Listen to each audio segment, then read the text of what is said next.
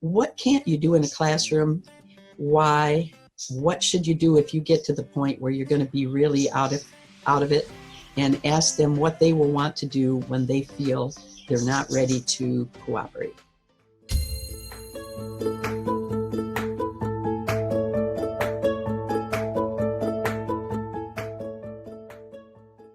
Hi, I'm Mike Seymour, Director of the Heritage Institute. We offer professional development courses for teachers. We're going to be talking today to one of our long-term instructors, Marianne Johnson, who's going to be addressing the subject of dealing with oppositional students.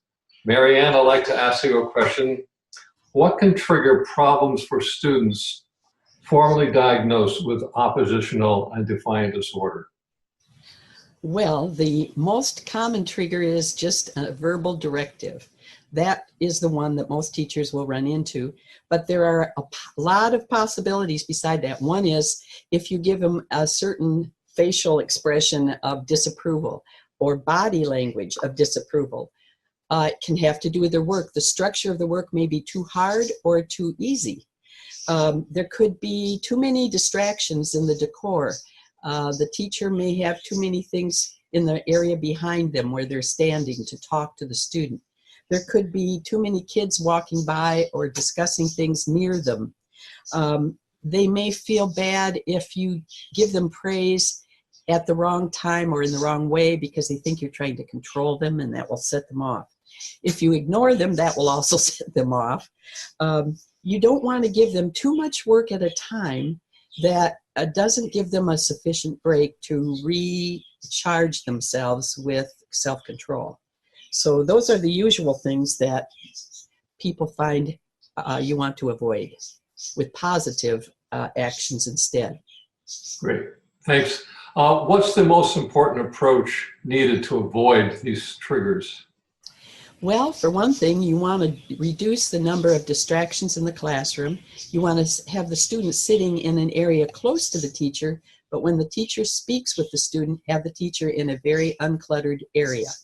If you want to have traffic patterns figured out in the classroom, put the student where there isn't anybody going to go by. Give them a desk that fits them carefully so their feet are on the floor, so they're very comfortable. Those would be the starting points for the classroom environment. You will have some other things for the curriculum, but you want to keep it simple and not distracting.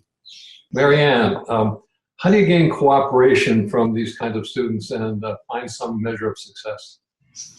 One of the most effective things you can do has to do with giving them sufficient breaks.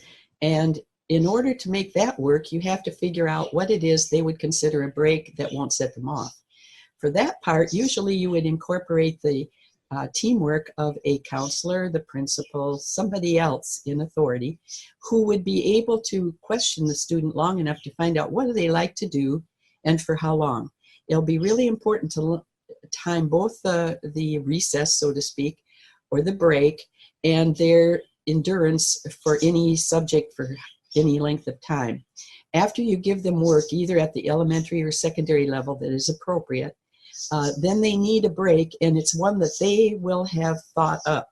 And the teacher will need to be able to provide it, still keeping in mind that they don't want to be in an area where they're interacting a lot with emotion. It has to be something they pick to do. They can quietly go and do it.